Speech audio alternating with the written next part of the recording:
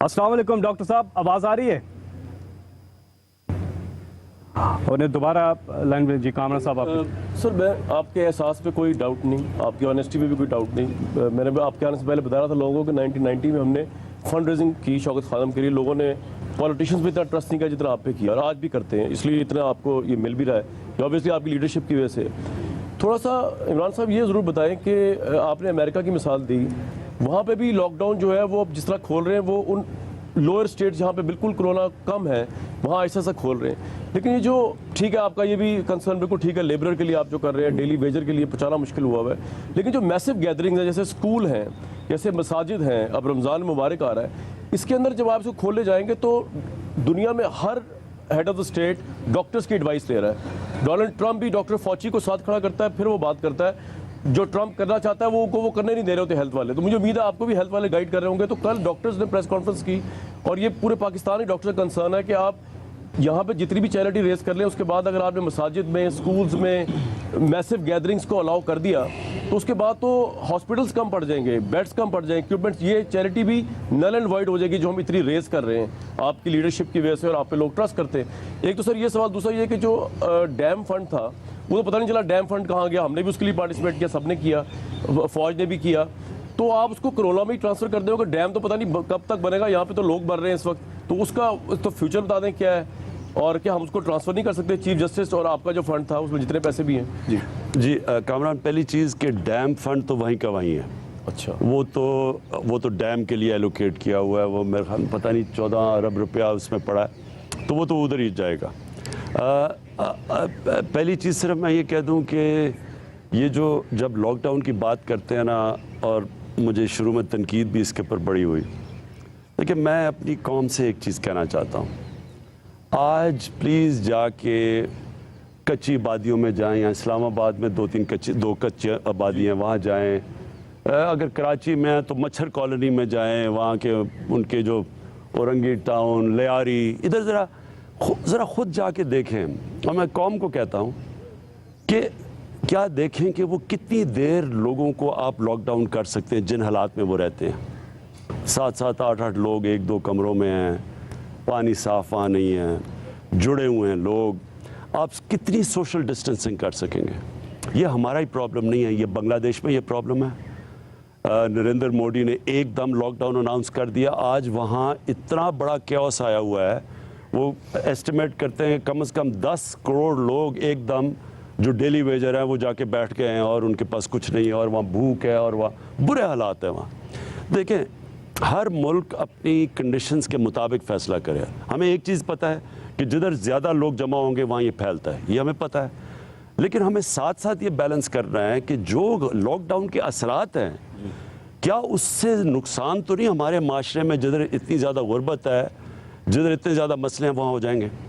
मुझे अफसोस से ये कहना पड़ता है कि हमारे जो फ़ैसले होते हैं पाकिस्तान में, और मैं अब बात कर रहा हूँ 70 साल से फ़ैसले होते रहे हैं, हम फैसले करते हैं सिर्फ एक छोटे से एलीट के ऊपर, एक एलीट क्लास के फैसले होते हैं। तालीम है, किसी ने ये नहीं सोचा कि इंग्लिश मीडियम से कितने लोगों को फ़ायदा है, बाकी लोगों को क्यों नहीं एडवांटेज मिल रही, क्योंकि जो ओपिनियन, जो सारे डिसीजन मेकर्स हैं वो उस क्लास पे बैठे हैं जिनको फ़िक्र नहीं करते नीचे। आप अदालतों में चले जाएँ, आप जेलों में चले जाएँ, सिर्फ गरीब लोग हैं वहाँ। ताकतवर के लिए बड़े बड़े वकील हैं, अरबों रुपए की चोरी करेंगे, वहाँ पकड़ता नहीं है। अस्पतालों में, हम सारे गवर्नमेंट हॉस्पिटल्स में पैदा हुए थे, हमारे गवर्नमेंट हॉस्पिटल्स अच्छी स्टैंडर्ड के थे, मेडिकल कॉलेजेस थे। आज आप चले जाएं गवर्नमेंट हॉस्पिटल्स में सिर्फ गरीब और ताकतवर, या प्राइवेट हॉस्पिटल्स और या बाहर इलाज करवाने के लिए। ये जो दो पाकिस्तान है, ये जब तक हम फैसला नहीं करेंगे सोचते हुए कि ये जब हम लॉकडाउन करते हैं कच्ची आबादियों में या गरीब इलाकों में क्या होगा, कैसे वो कोप करेंगे, तब तक हमें फैसले नहीं करने चाहिए। एक मिनट मैं कंप्लीट कर लूँ।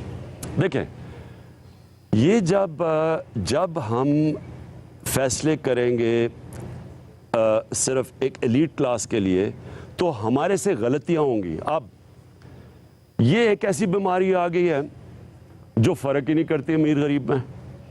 पहले अब गरीब बस्तियों में चले जाए, वहाँ हेपेटाइटिस सी एक एपिडेमिक है, वहाँ बच्चे मर रहे हैं, हज़ारों बच्चे मरते हैं पेट की बीमारियों से क्योंकि साफ़ पानी नहीं है।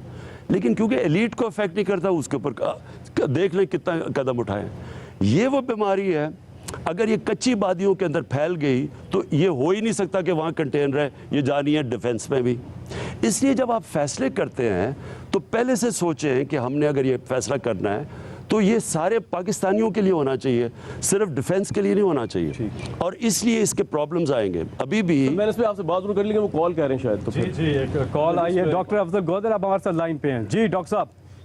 السلام علیکم جی, میں ڈاکٹر افضل گودر سلسلہ اوکلاہوما USA سے بات کر رہا ہوں. جی مجھے PTV نیوز کے احساس ٹیلیفون کے پروگرام کے ذریعے پتہ چلا کہ آپ لوگ یہ پروگرام کنڈکٹ کر رہے ہیں, تو میں نے اپنے سلسلہ اوکلاہوما کے جو دوست ہیں جس میں پاکستانی ڈاکٹرز بھی ہیں اور دوسرے شعبوں سے بھی ان کا تعلق ہے, ان سے کانٹیکٹ کیا اور کنٹریبیوٹ کرنے کی ریکویسٹ کی. تو الحمدللہ سب نے بڑا پارٹیسپیٹ کیا. تو آن behalf of Pakistani community in سلسلہ میں جو ہے وہ $10,000 آلموسٹ 15 لاکھ روپے کے ایونٹ ہوگی. شکریہ, بہت بہت شکریہ ڈاکٹر صاحب, thank you very much. Javed میاں داد ہمارے ساتھ ہیں. جاوید بھائی السلام علیکم. وعلیکم السلام, سب کو السلام علیکم. جی جاوید بھائی, آپ تو بڑی فنڈ ریزنگ میں پہلے بھی چھکے چوکے مار چکے ہیں, کیا کہنا چاہیں گے؟ جذبہ تو آپ کا ہمیشہ زبردست ہوتا ہے. بس مجھے تو ابھی تو یہ ہمارے پرائم منسٹر صاحب عمران بھائی سے میں یہی کہوں گا کہ ہماری تو قسمت میں یہ رہ گیا کہ مانگتے ہی رہو, کیونکہ اس شخص نے بچپن سے ہی جب سے ہم نے کھیلنا شروع کیا, ہاسپٹل بنائے, مانگتے ہی رہے. اور آج بھی پرائم منسٹر کو وہ چیز, کیونکہ جو کھانے والے تھے وہ تو نکل گئے, کسی نے ملک کا سوچا نہیں. اور مجھے امید ہے کہ اب انشاءاللہ پاکستان از ان گڈ ہینڈ. تو یہ بھی آزمائش ہے اور انشاءاللہ نکل جائے گا. اگر میں صرف یہ چاہوں گا کہ عمران بھائی کو یہ کہوں گا کہ عمران صاحب PM صاحب کو میرے سے کوئی ایک دفعہ میٹنگ کر لیں, یہاں تک کہ میرے پاس وہ آئیڈیا ہے کہ پورے پاکستان کا قرضہ بھی اتر جائے گا. آئی ہیو, آپ کو پتہ ہے کہ میں کیلکولیٹر ہوں. میری پریزیڈنٹ ٹرمپ سے رات بات ہوئی. اب ان کے پاس آپ وسائل دیکھ لیں, وہ اپنی اکانومی, اس کو ڈر ہے کہ اکانومی نہ کولیپس کر جائے, تو وہ بھی اب حالانکہ وہاں اب تک 40,000 لوگ مر چکے ہیں, دن میں 2,000 لوگ مر رہے ہیں, اس کے باوجود وہ اب سوچ رہے ہیں کہ پارشل کھولنے کا, کیونکہ سب سمجھ رہے ہیں کہ انسسٹینیبل ہے کہ اگر آپ بند کر دیں گے ملک کو تو وہ آپ کبھی بھی سارے ملک کی مدد نہیں کر سکتے. سو یہ ہے کہ انٹرم پیریڈ میں جیسے جیسے ہم کھولتے جا رہے ہیں یہ تعداد لوگوں کی, مستحق لوگوں کی بڑھتی جا رہی ہے, تو اس کے لیے یہ پیسے کٹھے کر رہے ہیں. میں کچھ ایسی تجویز ہے کہ جو چھوٹے دکاندار ہیں, ایک ملازم ہے, ایک دکان ہے, وہ 2 مہینے سے بند پڑی ہے, اس نے کرایہ بھی دینا ہے, اس کو 25, 30, 40 ہزار کی کیش سپورٹ چاہیے, وہ زکوٰۃ کا یا کسی ویسے چیریٹی کا وہ طلبگار نہیں ہے, تو آپ کو بینکنگ سسٹم سے بھی اس کو ایسی سپورٹ دینی ہے کہ وہ زندہ بھی رہے اور کاروبار بھی چلاتا جائے. دیکھیں ندیب, پہلے یہ ہم سب کر رہے ہیں, اس میں ہم آپ اسمال اور میڈیم انڈسٹری, کیونکہ وہ بڑے انڈسٹریلسٹ کے پاس تو پھر بھی گنجائش ہے, جو چھوٹے کاروبار ہیں وہ بہت, ہمیں خوف یہ ہے کہ وہ بالکل ہی ختم نہ ہو جائیں. تو ہم یہ جو لونز کا سسٹم ہے, قرضوں کے, یہ سود کے بغیر قرضے, یہ ہم اب یہ اس کے لیے پورا پروگرام لے کے آ رہے ہیں. یہ اسمال اور میڈیم انڈسٹری بدقسمتی سے زیادہ رجسٹرڈ ہی نہیں ہے. ہمیں جو پرابلم ہوا ہے, اب امریکہ کے اندر سب کچھ رجسٹرڈ ہے, ساری ان کی انڈسٹری رجسٹرڈ ہے, لیبر رجسٹرڈ ہے. یہاں 75-80% لیبر رجسٹرڈ ہی نہیں ہے. اب اس تک پہنچنا کیسے ہے؟ ہماری اسمال میڈیم انڈسٹری زیادہ تر رجسٹرڈ ہی نہیں ہے, اس کے پاس کو ہمارے پاس, تو ان کے پاس کیسے پہنچنا ہے؟ یہ ہمیں پرابلمز آ رہے ہیں. لیکن میں ایک چیز آج کہنا چاہتا ہوں. دیکھیں ہوا کیا کہ جیسی 26 کیسز پاکستان میں آئے, 26 کیسز سے 13 مارچ کو, تو ہم نے فیصلہ کیا لاک ڈاؤن کا. لیکن ایک دم سندھ گورنمنٹ نے فیصلہ کیا کہ وہ بالکل ہی وہ لاک ڈاؤن کرنے جا رہے ہیں جو کہ بالکل لوگوں کو کرفیو ٹائپ سچویشن. ان کو دیکھ کے کیونکہ میڈیا میں پذیرائی ملی, 18th امینڈمنٹ کے پاس صوبوں کے پاس اختیارات ہیں, وہ انہوں نے اپنے فیصلے کرنے ہیں. پنجاب نے بھی فالو کیا, KP نے بھی فالو کیا بلوچستان میں, لیکن کم تھے ان کے لاک ڈاؤن. سندھ نے سب سے زیادہ لاک ڈاؤن کر دیا.